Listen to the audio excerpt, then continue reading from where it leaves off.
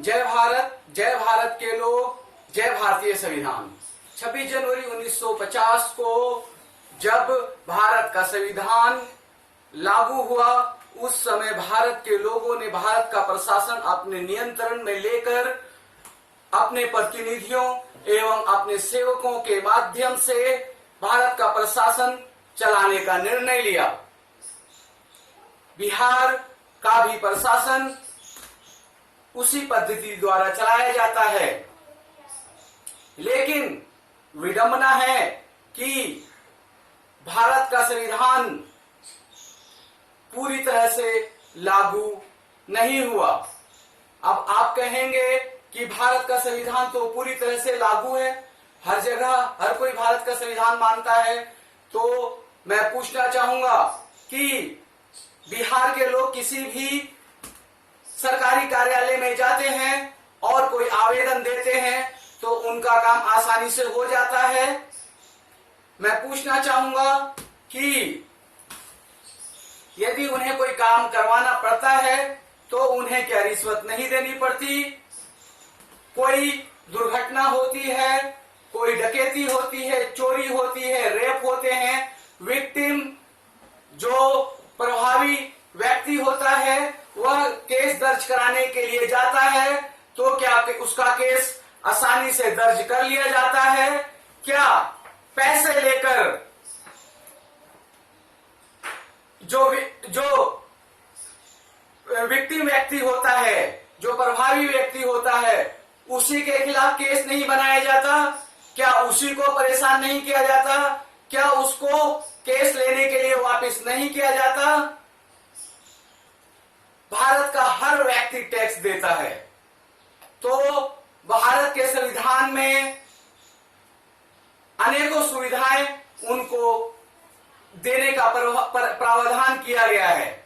जैसे आपको यहाँ स्क्रीन पे दिखाई दे रहा है कि भारत के संविधान में अनेकों अधिकार हर भारतीयों को, हर बिहारियों को दिया गया है, लेकिन जिनमें ये 7 मुद्दे महत्वपूर्ण हैं।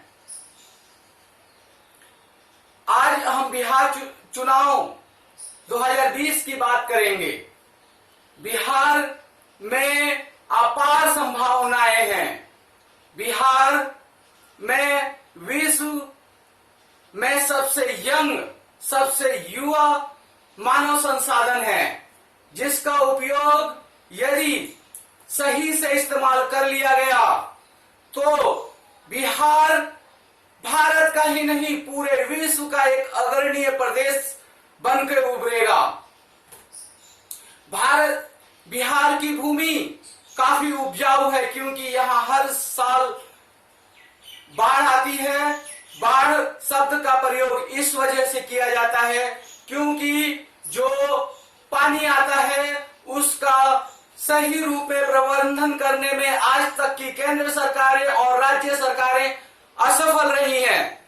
यदि ये सरकारों ने सही योजना बनाकर इस पानी का सही से प्रबंधन किया होता तो यह पानी बाढ़ नहीं होता, यह एक अमूल्य संसाधन होता जो बिहार के विकास में अपना योगदान देने के साथ साथ पूरे भारत के विकास में भी अपना योगदान देता।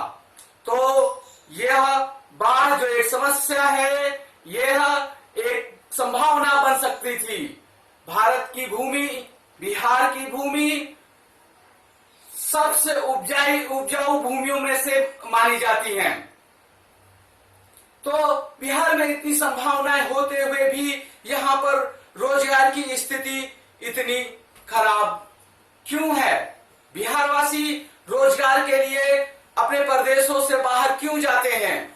बिहार की शिक्षा व्यवस्था सबसे निम्न स्तर की क्यों है? मुझे याद है जब हम पढ़ा करते थे तो हर साल आंकड़े निकलते थे कि शिक्षा का इतना % बढ़ा है, शिक्षा का स्तर इतना % घटा है, स्वास्थ्य का स्तर इतना % घटा है या इतना % बढ़ा है। लेकिन आज की पूंजीवादी सरकारों ने ये आंकड़े देने बंद ही कर दिए। उन्हें बिहार वासियों की शिक्षा से कुछ लेना देना नहीं। बिहार वासियों वासियों के स्वास्थ्य से कुछ लेना देना नहीं, बिहार वासियों के रोजगार से कुछ लेना देना नहीं। उन्हें मतलब है तो केवल पैसे से। आज भ्रष्टाचार अपने चरम स्तर पे है, जिसका सबसे मुख्य जिम्मेदार अगर कोई है तो वो ये राजनीतिक पार्टियां हैं। राजनीतिक पार्टियां चुनावों में हजारों करोड़ रुपए खर्च करती हैं। कहां से ये पैसे लाते हैं? इनको कौन पूंजीपति देता है? क्या वह पूंजीपति इनको फ्री में पैसे देता है, या लाखों करोड़ रुपए के संसाधन का घोटाला करने के एवज में राजनीतिक पार्टियों को हजारों करोड़ रुपए इनाम में दिए जाते हैं?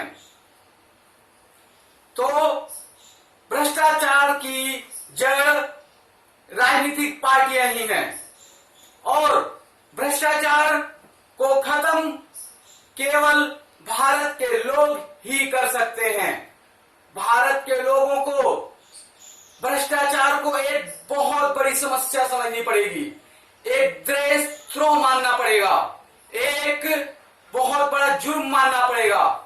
कोई भी सरकारी अधिकारी यदि भ्रष्टाचार करता है, रिश्वत लेता है, काम अटकाता है, तो उसके खिलाफ स्थानीय निवासी एकजुट होकर पार्टियों से ऊपर उठ के राजनीतिक दलों की गुलामी छोड़कर भ्रष्टाचार को खत्म करें। क्योंकि यदि आप राष्ट्रभक्त हैं, देशभक्त हैं, देश को आगे बढ़ाना चाहते हैं, तो सबसे पहले भ्रष्टाचार का नासूर निकालना पड़ेगा, जिसमें राजनीतिक पार्टियां भी शामिल हैं। अब मैं आपको बताना चाहूंगा कि आपके पास संवैधानिक विकल्प क्या क्या हैं। भारत के संविधान ने भारत को, लोगों को वे सारे संवैधानिक विकल्प दिए हैं जो अधिकार एक संवैधानिक पद पर बैठे हुए व्यक्ति के पास होते हैं। इसका मतलब है कि यदि आप किसी संवैधानिक पद पे नहीं भी बैठे हैं, तब भी आप संविधान को लागू करवाने के लिए बहुत सारे काम कर सकते हैं। तो इसके लिए एक हमने डिटेल वीडियो बनाया हुआ है, जिसका लिंक आप ले सकते हैं। जय भारत, जय भारत के लोग, जय भारतीय संविधान।